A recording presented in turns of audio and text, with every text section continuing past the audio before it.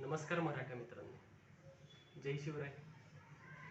महाराष्ट्रात मराठा आरक्षणचा लढा जोरदार चालू आहे. आपल्या योद्ध्याच्या उपोषणाचा आज 4था दिवस.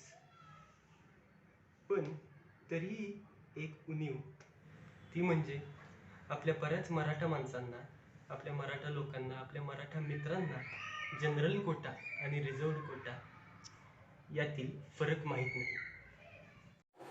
यात मराठा घरातील गृहिणी, म्हातारी माणसं, थोरली लोक, शाळकरी मुलं, हेच काय अगदी कॉलेजला ॲडमिशन झालेली पोरं व MPSC सरकारी परीक्षेचा अभ्यास करणारे मुलं यांचाही यात समावेश होतो.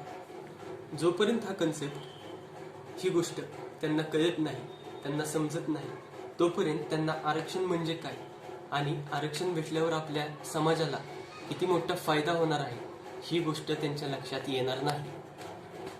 आपला काय विरोध? आपला मराठी समाजाला आरक्षण पाहिजे. ही गोष्ट माहीत नसलेली मराठा मंडळी फक्त बाकीचे आरक्षण पाहिजे म्हणतात. त्यांच्या घरातील असतील, मित्र असतील व आपल्या मराठा आरक्षणाचा लढा देणारे योद्धे आरक्षण पाहिजे म्हणतात म्हणून आम्ही पण म्हणतो, असं त्यांचं एक वागणं आहे.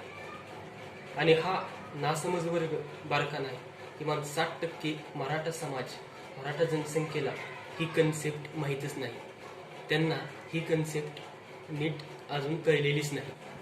त्यामुळे जनरल कोटा आणि रिझर्व्ड कोटा ही गंमत नेमकी काय आहे हे तुमच्या प्रत्येकाला लक्षात यावं म्हणून मी हा व्हिडिओ बनवत आहे. समजा 1000 जणांनी एक एक्झाम दिली आणि त्यातील फक्त 100 जागा भरायच्या आहेत, म्हणजे ॲडमिशन असेल किंवा नोकर भरती असेल. तर पहिला गैरसमज आपल्या मराठा लोकांमध्ये असा आहे, त्यांना वाटतं की 1000 मधील जी पहिली 100 पोरं येतील, पहिली 100 पोरं, त्यांना ही ॲडमिशनची सीट मिळत असेल किंवा त्यांची भरती होत असेल. पण असं नसतं. इथे येतो आता जनरल कोटा आणि रिझर्व्ड कोट्याचा विषय. जनरल कोटा हा 50%. 50% म्हणजे थोडक्यात 100रातल्या 50 जागा आणि बाकीच्या 50 जागा ह्या रिझर्व्ड कोट्यात येतात. रिझर्व्ड कोटा म्हणजे थोडक्यात मराठीत राखीव. हा कोटा राखीव असतो, राखीव जागा असतात. जनरल कोटा नेमका काय हे मी तुम्हाला आता एक मेरिट लिस्ट दाखवून समजवतो.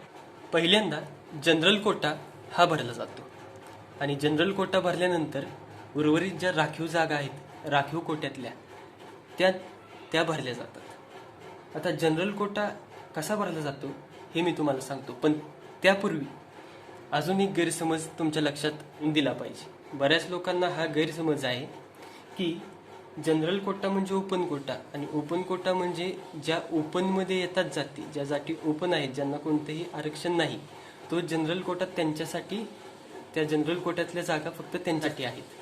पण असं नसतं. तर जनरल कोट्याला ओपन कोटा समजणं हा केवळ गैरसमज आहे आणि हीच तर खरी गंमत आहे. आता जनरल कोटा कसा भरला जातो हे मी तुम्हाला सांगतो. आता 1000 जणांनी आपली परीक्षा दिली आहे, त्यातील 100 जागा ते घेणार आहेत. त्या 100 जागेतल्या 50 जागा ह्या जनरल कोट्याच्या.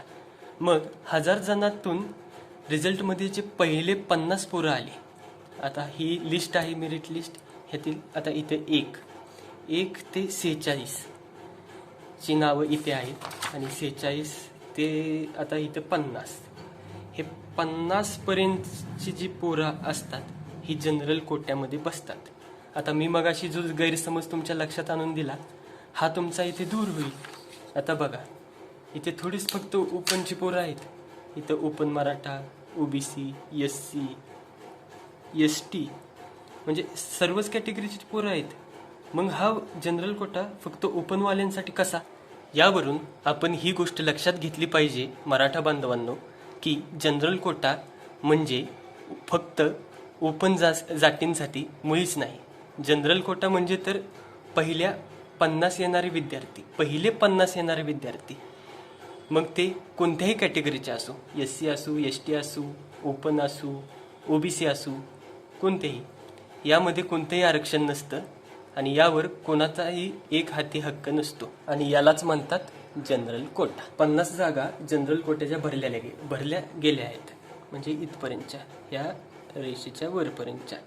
आता राहिल्या राखीव जागा, ज्या की 50 आहेत. आता 50 राखीव जागा कशा भरल्या जातात हे मी तुम्हाला सांगतो. तर मराठा मित्रांनो, 50 जागेमधील 27 जागा ह्या ओबीसी, समजा ओबीसी या कॅटेगरीसाठी राखीव असतात. उर्वरित 13 जागा ह्या एससी कॅटेगरीसाठी आणि राहिलेल्या 7 जागा शेवटच्या ह्या एसटी कॅटेगरीसाठी राखीव असतात. आता जनरलच्या पहिल्या 50 जागा तर भरल्या गेल्या आहेत. आता या लिस्टमध्ये क्रमांक 51 पासून ते खालचा इथे रँकिंग या परीक्षेची दिली गेली आहे. तर 51 क्रमांक आहे एका ओबीसी मुलाचा, तर हा ओबीसी 1 म्हणून ह्याला सीट मिळून गेली. आता 53वा क्रमांक पण आहे ओबीसी मुलाचा, याला पण ओबीसी 2 म्हणून सीट मिळून गेली. पण आता तुम्ही म्हणाल हा मध्ये 52वा क्रमांक तर एका ओपन मुलाचा आहे, मग त्याचं काय झालं? तर या मुलाला सीट मिळणार नाही, या मुलाला भरती मिळणार नाही. कारण आता फक्त ओबीसीच्या ज्या 27 जागा आहेत, पहिल्या ओबीसीच्या 27 जागा, 51 पासून जे पहिली ओबीसी मुलं असतील 27, त्यांनाच फक्त ही सीट मिळणार. जसं की तुम्ही ही लिस्ट बघू शकता. ओबीसीच्या ह्या जागा ओबीसी 7, ओबीसी 17 ते आता इथपर्यंत, ओबीसी 18 ते शेवटचा ओबीसी 27, इथे संपला. इथे ओबीसीचा कोटा भरला गेला. पण या मधोमध ज्या ओपनची पोरं आली, जसं काही हा 107वा क्रमांक ओपनवाल्याचा आहे, त्याला ही सीट मिळणार नाही, त्याला ॲडमिशन किंवा नोकरी भरती मिळणार नाही. आणि अशा प्रकारे एससी आणि एसटी यांच्यासाठी पण हाच प्रकार लागू होतो.